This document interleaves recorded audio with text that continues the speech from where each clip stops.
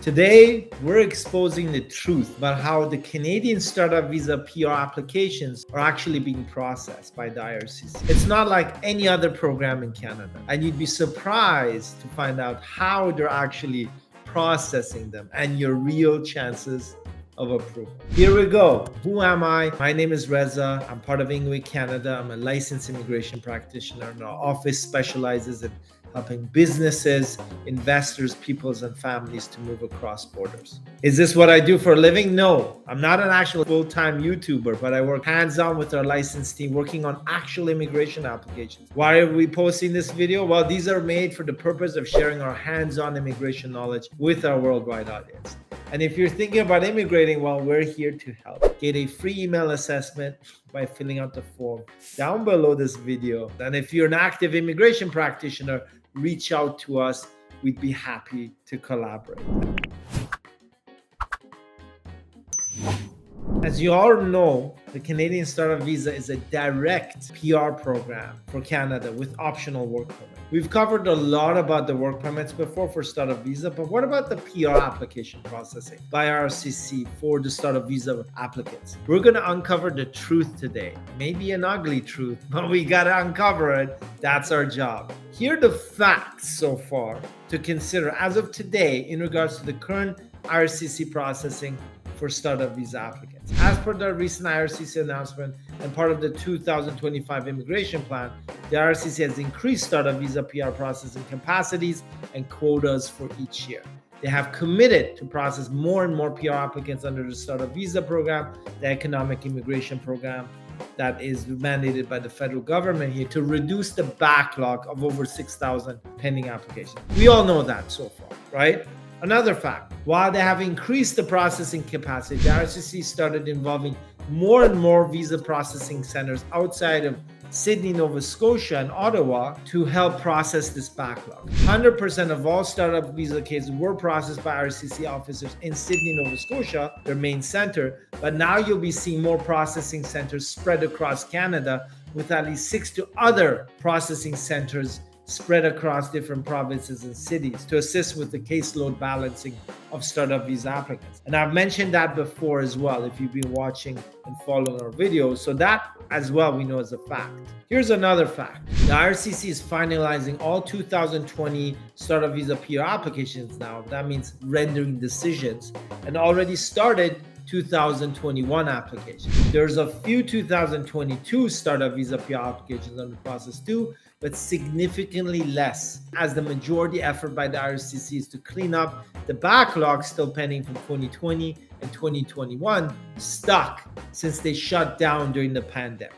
Here are the trends we're seeing with the actual IRCC officers processing the Canadian startup visa PR applicants. After receiving your permanent file number from IRCC, which starts with a letter E, and this can take about a year and a half after you've submitted your PR application under the startup visa program, and then 2 to 5 months later after you receive the permanent file number, an officer will send you a request letter for updated information to each of the co-founders in the startup group. We're hopeful that this timeline will improve in 2024, but so far this is what we have seen and expect until the end of 2023. The updated information request by IRCC at this stage typically includes the following: updated medical, police clearance letters, military service update, proof of settlement funds, employment documents, education documents, updated family information and residency and work history, updated travel history, marriage certificate, updated passport info if the previous one had expired, and updated Schedule B forms. They may ask for more detailed questions on your proof of funds if you had large sums of money deposited without an explanation in your original bank statements that you had provided. Everything needs updating, almost everything. In this initial request, IRCC also asks by default regarding the updated business plan or business activity description that you will be involved in Canada. These questions are by default, and they request this from over 90% of all startup visa PR applicants in the first round after you receive your permanent file number that starts with, which means somebody is now actually processing and reviewing Canadian immigration application. Now, this is where it gets interesting, folks. From this point onwards, if you receive the IRCC request letter from anywhere except Sydney, Nova Scotia or Ottawa, mentioned at the bottom of the request letter, one of two things can happen from this point on. If you receive a request letter without the location of the processing office, this means it's actually being processed by specialized startup visa team in Sydney, Nova Scotia or Ottawa. Sometimes they even use the terminology startup visa program unit or startup visa processing unit at the bottom of the letter without details of the location, which means it's part of the core team in Sydney or Ottawa. Okay, now let's say you've received a letter from the other locations from the startup visa processing, such as Vancouver or somewhere in St. John, Newfoundland, that actually state the location at the bottom of the letter. Then you have a 75% chance of not receiving any further correspondence from IRCC, and the next stage, receiving your IRCC pre-settlement letter, which is an indication that your PR is under process. These are the questions that we've been seeing. If any fees were paid to the designated entity, provide proof of receipt of payment of the program. This means you've paid the incubator, you've paid the venture capital, you've paid anything directly to the designated organization. Is the company incorporated or registered in your home country? If yes, please provide registration documents. Please demonstrate how essential part of business operations will be conducted in Canada. Provide details regarding the amount of investment made and who is investing this amount. What sort of funding will you need to raise, and what have you done to secure that funding?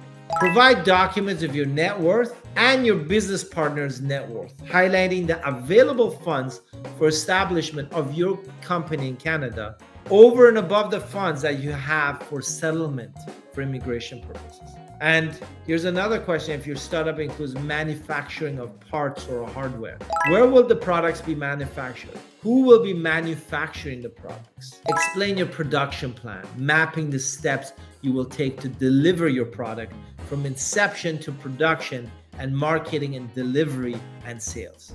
They will give you 30 days to respond to these questions with supporting documents and proof, of course. And you can request an extension if you have a justifiable reason. Here's a new trend that these experienced processing teams are using. For certain nationalities and designated organizations, if a combination of the two makes sense, they may even call you overseas or inside Canada and grill you on the questions over a phone call, which is not even scheduled. This has happened to several of our clients, and these were questions they asked them. Where did you meet the other co-founders? How did you connect or know the other co-founders? What was your exact role and activity in the startup? How is your past work experience and occupation related to the startup field or activity? How did you connect with this designated organization? How much did you pay the designated organization? What services did the designated organization provide to you? Do you have sales yet? If not, what are you doing now as a startup if there's no sales? So let's now look at the conclusion of these facts and how you can make sense of all this. I don't expect you all to accept it and other stakeholders in the industry to repeat this anyway. These are the key three factors that we believe are a major variable in processing your PR. The first one, the IRCC officers assigned to review and decide your PR application based on their location. Two, the designated organization, or should I say incubator, who has issued your letter of support. And number three, your nationality. If you're from one of these countries, which are one of the higher volume source country for startup visa applicants, then you will receive more scrutiny if you have been assigned and experienced IRCC officers from those two PR processing centers that I mentioned. If you're from these countries, Iran, Vietnam, China, Hong Kong, India, and Pakistan. As you can see, the startup visa program PR processing and approval rate is heavily dependent on whether you receive an experienced processing center or officer or not. The flip side to this is that you will receive the IRCC officers from hell who will grill you with so many detailed business progress and activity questions and consider you as a fraudulent startup unless you can prove otherwise. These officers have the highest refusal rate under the startup visa program. But the key question is, Are you prepared to defend yourself when the time comes? Or will you be one of the lucky ones who passes through the cracks of the IRCC filter? If you like immigration hacks, creative immigration solutions, or key analysis of immigration policies and updates that other channels intentionally don't want you to know, then you can click on the subscribe button and keep track of our videos here on our YouTube channel. And of course, if you're thinking about immigrating permanently or temporarily, you're at the right place. I can guarantee only one point. You'll know what to expect, the entire process clearly laid out for you, and all the risks identified, including costs. Just like that, our videos. Our team speaks over 9 languages, and we help applicants from over 49 different countries. Click the link below this video and get a free email assessment for eligible applicants only. And of course, if you're ready to book a one-on-one consultation with me or any of my licensed immigration team members, you can book a session directly using the consultation link, which is going to be posted in the description of this video as well.